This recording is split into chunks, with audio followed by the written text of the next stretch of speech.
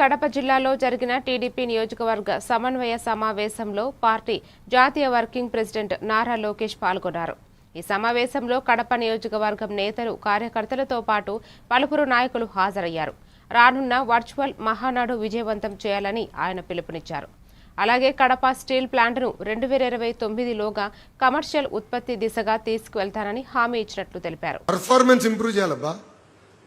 మీరు చూసారా, మొన్న యాడ్ ఇచ్చా పేపర్లో, ప్రభుత్వ పాఠశాలలో అద్భుతంగా ఫలితాలు వచ్చిన పిల్లలు ఫోటోలు పెట్టి యాడ్లు ఇచ్చినాం. ఆంధ్ర రాష్ట్ర చరిత్రలో మొదటిసారి అది. కానీ నేను అక్కడితో సంతోషం పడలా. నిన్న మొత్తం డిఓలో ఏపీసీలతో నేను రివ్యూ చేశా. 78% పాస్ రేట్ వచ్చింది. అందరు టార్గెట్ ఇచ్చే కనీసం వచ్చే ఎగ్జామినేషన్లో 90% తీసుకెళ్లే బాధ్యత మనందరి పైన ఉంది. పేరు డయాబెటీస్, ఇంకో పక్కన సాల్ట్ ఫ్యాక్టరీ, బీపీ.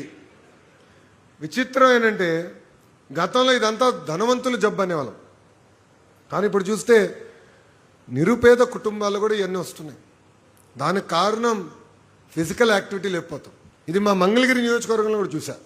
అప్పుడు నేను వెళ్ళి మాడితే అందరు అన్నారు, పార్కులు ఎక్కడున్నాయి, నడిచేందుకు మాకు అవకాశం ఎక్కడుంది, మేము కుటుంబం పరంగా వెళ్ళి ఎక్కడ ఉండాలంటే, పార్క్కి వెళ్ళాలంటే పిల్లలతో ఎక్కడుందో అది కల్పించండి అని నన్ను కోరారు. అందుకే మంగళగిరిలో సుమారుగా 43 పార్కులు, చెరువుల్ని ఆధునీకరణ చేయాలని లక్ష్యంతో నేను పనిచేస్తాను. అలాంటిది ఈరోజు ఒరిస్సా ఎంత ముందరికి వెళ్ళిందో చూడండి. తలసరి ఆదాయంలో మనకన్నా ముందలున్నారు. అంటే ప్రభుత్వ కొనసాగింపు అనేది చాలా చాలా అవసరం. ఇది దయచేసి అందరూ గుర్తుపెట్టుకోవాలి. అందుకే అలక్కకి ఫుల్ స్టాప్ పెట్టండి.